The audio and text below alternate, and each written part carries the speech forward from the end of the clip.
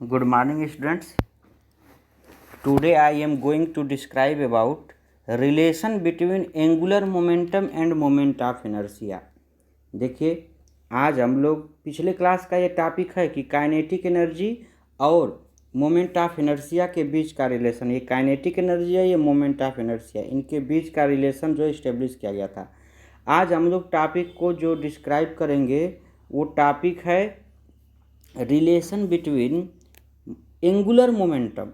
Angular momentum को J से indicate करते हैं, angular momentum and moment of inertia I. आज हम लोग इस टॉपिक के बारे में जो है एनालिसिस करेंगे, एंगुलर मोमेंटम और मोमेंट ऑफ इनर्शिया के बीच रिलेशन जे और आई। तो सबसे पहले हम बात करेंगे कि एंगुलर मोमेंटम क्या होता है। तो एंगुलर मोमेंटम आप लोगों को बताया गया है, angular momentum means moment of linear momentum is called angular momentum. ठीक है ना। तो ये एंगुलर मोमेंटम जो होता है ये होता है मोमेंट ऑफ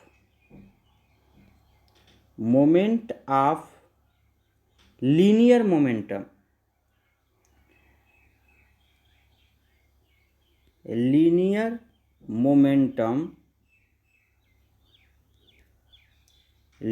मोमेंटम,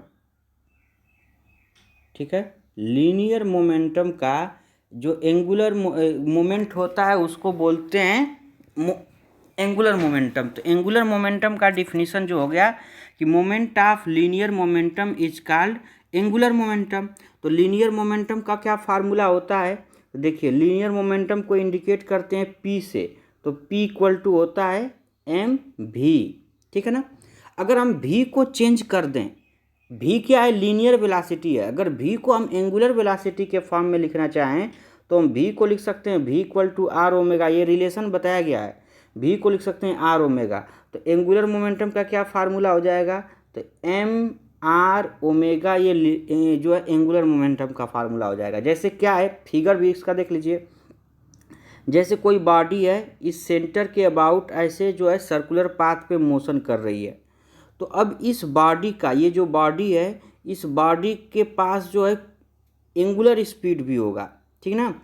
इस तरीके से ये लीनियर स्पीड होगा और इसमें जो है इस एंगल भी बनाता जाएगा, तो इसके पास एंगुलर स्पीड भी होगा, ठीक ना। लीनियर स्पीड और एंगुलर स्पीड दोनों होगा इसके पास। तो अगर ये इसका लीनियर स्पीड भी है, एंगुलर स्पीड इसका ओमेगा है, इसका रेडियस आर है, तो हम इसको लिख सकते हैं कि इसका जो है लीनियर वेलोसिटी भी की जो वैल्यू होगा भी इक्वल टू आर ओमेगा, और इसका मोमेंटम होगा पी इक्वल टू एम भी। अब पी इक्वल टू एम भी हो जाएगा तो लीनियर मोमेंटम का मोमेंट कितना होगा, तो उसका एंगुलर मोमेंटम होगा P into R. Angular momentum को जे से इंडिकेट करते हैं, पी उसका लीनियर मोमेंटम और डिस्टेंस मतलब इसके ये रेडियस से मल्टीप्लाई कर देंगे तो ये एंगुलर लीनियर मोमेंटम का मोमेंट हो जाएगा। तो इस तरीके से हम यहाँ लिख सकते हैं क्या, कि moment of linear momentum is called angular momentum. Linear momentum को इंडिकेट करते हैं पी से, पी हो गया, पी इक्वल टू होता है एम भी की वैल्यू हम जानते हैं एंगुलर वेलोसिटी के फॉर्म में आर ओमेगा, तो P equal to M R omega, ये पी की वैल्यू हो गया। तो जे की वैल्यू कितना होगा, एंगुलर मोमेंटम। तो एंगुलर मोमेंटम होता है मोमेंट ऑफ लीनियर मोमेंटम। ये लीनियर मोमेंटम है, रेडियस से मल्टीप्लाई कर देंगे तो मोमेंट निकल जाएगा। तो J equal to P into R, तो J equal to P, P की वैल्यू क्या है, अभी हम पी की वैल्यू यहाँ निकाले हैं। तो ये हो गया पी की value M R omega into R. इसको लिख सकते हैं J equal to M R square omega, और एम आर स्क्वायर को क्या लिख सकते हैं, आई की वैल्यू होता है एम आर स्क्वायर। तो हम लिख सकते हैं यहाँ पे J equal to I into omega. ये रिलेशन बताएगा किसके किसके बीच, जे क्या है एंगुलर मोमेंटम, आई क्या है मोमेंट ऑफ इनर्शिया, और ओमेगा क्या है एंगुलर वेलोसिटी। तो इस तरीके से ये रिलेशन हो गया किसके किसके बीच, angular momentum and moment of inertia of a rotatory object. किसी रोटेटरी ऑब्जेक्ट का ये रिलेशन को शो कर रहा है, ठीक है। अगर हम लोग इसी में एक टॉपिक और पढ़ते हैं, relation between torque and angular momentum. देखिए यहाँ पे अब हम लोग दूसरा टॉपिक पढ़ेंगे, रिलेशन बिटवीन टार्क मतलब टाउ और किसके किसके बीच, एंगुलर मोमेंटम जे। टाउ टार्क है और जे एंगुलर मोमेंटम है, इनके बीच किस तरीके का रिलेशन होगा। तो हम लोग जो है अभी कुछ दिन पहले टार्क और मोमेंट ऑफ इनर्शिया के बीच रिलेशन पढ़े थे कि टार्क इक्वल टू होता है आई इंटू अल्फा। ध्यान दीजिए, torque equal to I into alpha. Alpha क्या है, एंगुलर एक्सेलरेशन है। अल्फा को क्या लिख सकते हैं, तो अल्फा को लिख सकते हैं D omega upon d T. ठीक है, अल्फा को लिख सकते हैं D omega upon d T. तो यहाँ से टाउ लिखेंगे तो क्या हो जाएगा, टाउ इक्वल टू हो जाएगा आई d omega upon d t. ये टार्क की वैल्यू हो गया।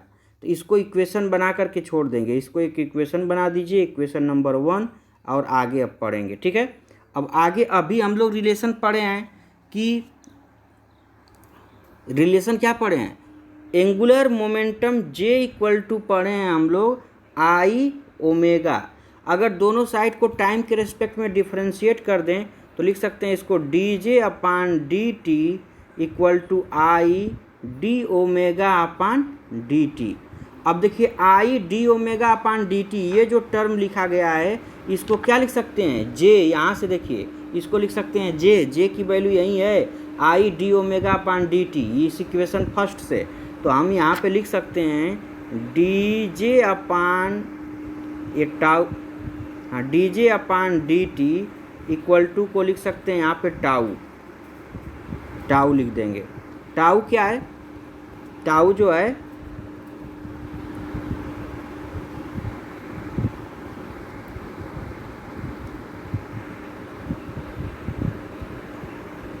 यहाँ टाउ बना देंगे। ठीक है, टाउ बना देंगे यहाँ पे, तो ये हो जाएगा tau. This is the relation between tau मतलब टार्क और D J upon d T क्या है, जो है ये है जे जो है इसमें एंगुलर मोमेंटम है। तो इससे एक स्टेटमेंट बनता है, इसका स्टेटमेंट है the rate of change of angular momentum is equal to torque. ध्यान देंगे क्या लिखेंगे, the rate of change of angular momentum is equal to torque. यही बिल्कुल लीनियर मोशन में हम लोग बोलते हैं the rate of change of momentum is equal to force, और the rate of change of angular momentum equal to torque. तो यहाँ स्टेटमेंट आप लिख देंगे कि the rate of change of angular momentum with time equal to torque. ये आप torque का एक नया रिलेशन मिलेगा।